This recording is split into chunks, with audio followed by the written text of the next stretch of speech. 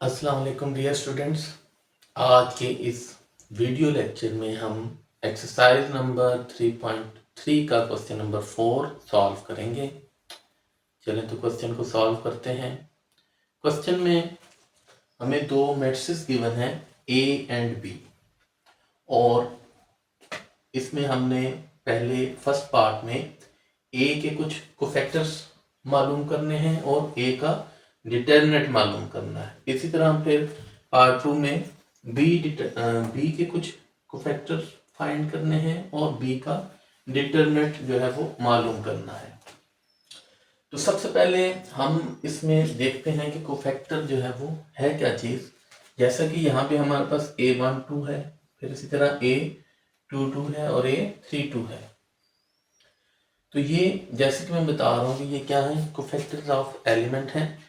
तो इसको हम कैसे रिप्रेजेंट करते हैं। फर्स्ट कर लें कि हमारे पास AIJ जो है वो एक रो कॉलम है, तो इसका जो कोफैक्टर होगा वो -1 into i plus j into minor of i जे।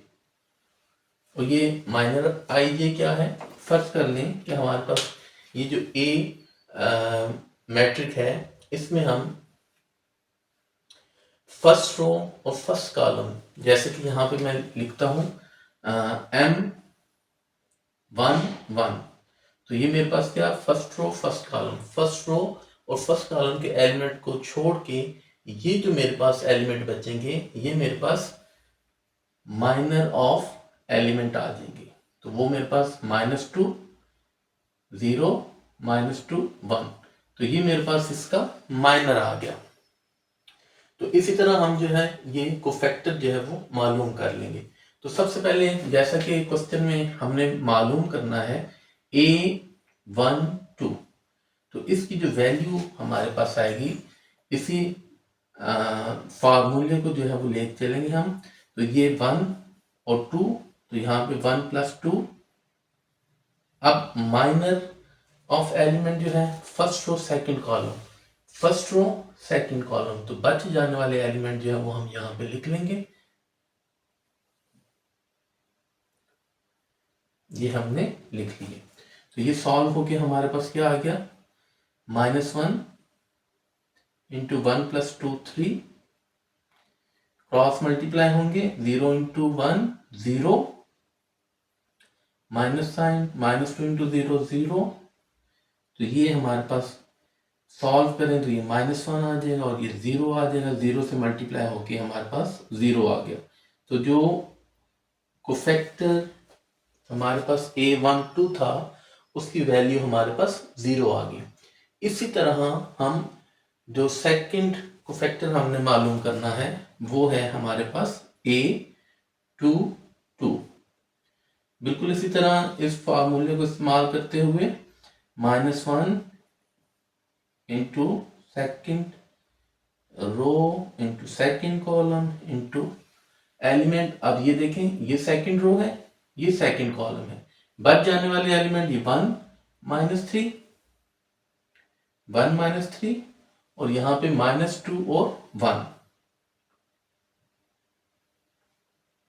इसको सॉल्व कर लेते हैं। तो ये हमारे पास -1 इंटू 4 और 1 -2 इंटू -3 + 6, तो हमारे पास ये वैल्यू क्या आ रही है, सॉल्व किया, पावर इवन नंबर है तो ये -+1 हो जाएगा, और सॉल्व हो गया ये -5 आ गया हमारे पास, और ये सिंप्लीफाई हो गया हमारे पास -5 आ गया। तो जो A22 है उसकी वैल्यू हमारे पास आ गई -5। इसी तरह हम जो A32 है, A32 इसको मालूम कर लेंगे। तो ये -1 3 + 2, अब देखें थर्ड रो सेकंड कॉलम को छोड़ देंगे, तो 1 -3 0 0, तो ये वैल्यू हमारे पास क्या आ जाएगी, सॉल्व करते हैं। -1 पावर 5 और ये 0 -0, तो ये सॉल्व होके हमारे पास ये -1 इंटू 0 सिंप्लीफाई हो गई, हमारे पास 0 आ जाएगी। तो ये A32 जो है वो हमारे पास 0 आ गया।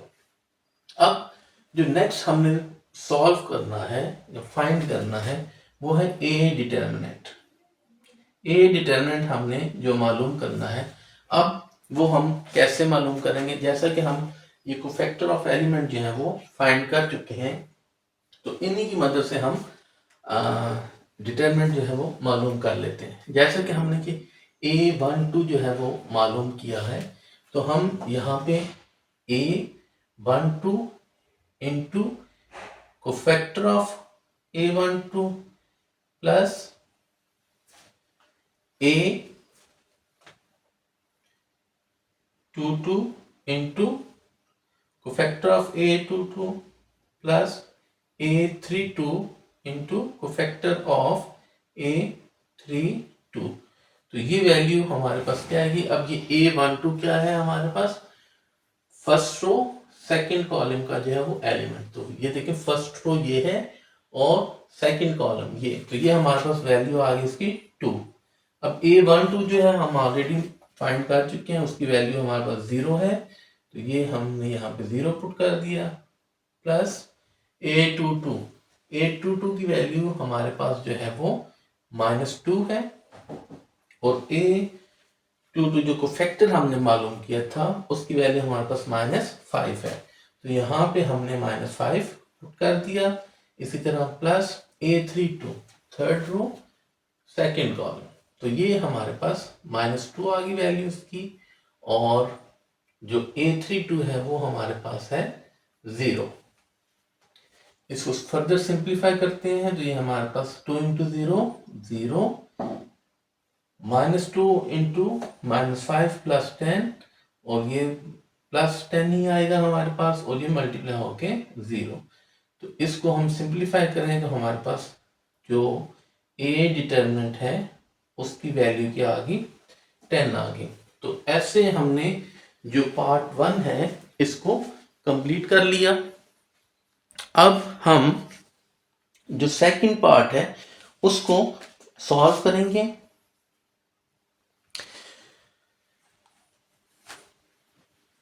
इसमें भी हम सबसे पहले क्या करेंगे, जैसा कि यहाँ पे हमें B21 जो है वो मालूम करना है, तो B21 जो है इक्वल होगा -1 इंटू पावर 2 + 1।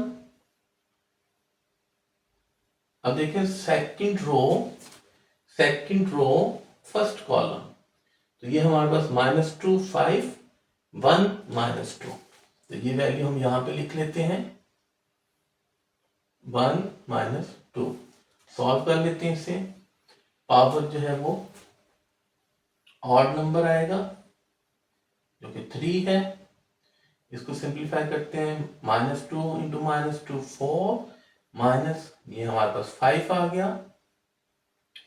फर्दर सिंप्लीफाई किया तो ये पावर चूंकि ऑड नंबर है तो ये -1 ही रहेगा, सॉल्व होके ये -1 आ गया, मल्टीप्लाई हो गया हमारे पास 1 वैल्यू आ गई, तो B21 की जो वैल्यू है वो हमारे पास 1 आ गई। इसी तरह जो B22 है यानी कोफैक्टर ऑफ एलिमेंट, वो हमारे पास क्या आएगा? -1, पावर क्या आ जाएगी इसकी 2 + 2। अब सेकंड रो सेकंड कॉलम, तो हमारे पास जो वैल्यू आएगी 5 और -2 -2। सिंप्लीफाई करते हैं तो ये -1 पावर क्या आ गई 4, और इसको सिंप्लीफाई किया क्रॉस मल्टीप्लाई करें 5 इंटू -2 -10 -2 इंटू 5 -10, और ये +10 हो जाएगा, माइनस हमारे पास 1 आ जाएगा, और ये सिंप्लीफाई होके 0 आ गया, तो ये हमारे पास वैल्यू इसकी आ गई 0। तो B22 जो है वो हमारे पास 0 आ गया। इसी तरह जो है वो हम 2 3 जो है वो फाइंड करते हैं। तो B23 जो है हमारे पास क्या आएगा, -1, पावर में हम लिख लेंगे 2 + 3, और इसी तरह सेकंड रो और थर्ड कॉलम के एलिमेंट को छोड़ देंगे, बाकी जो एलिमेंट हैं उनको हम लिख लेंगे। तो ये वैल्यू हमारे पास क्या आ रही है, -1, पावर हमारे पास इसकी 5 आ जाएगी, और ये 5 × 1 5, और -2 × 2 4 आ जाएगा हमारे पास, और सिंपलीफाई हो गया ये -1 और ये 1 आ गया, और ये फर्दर सिंपलीफाई होके -1 आ गया। तो ये हमारे पास B23 की जो वैल्यू है वो -1 आ गई। अब हमने B डिटरमिनेंट मालूम करना था, तो B डिटरमिनेंट भी हम सेम उसी तरह मालूम कर लेंगे जैसा कि हमने A डिटरमिनेंट मालूम किया था। अब यहाँ पे हमने जैसे कि B21 मालूम किया था, तो यहाँ पे भी हमारे पास जो है वो B21 × B21 प्लस यहाँ पे B22 × B22 plus B23 × sorry यहाँ पे ये B23 लिख देंगे, ठीक है। अब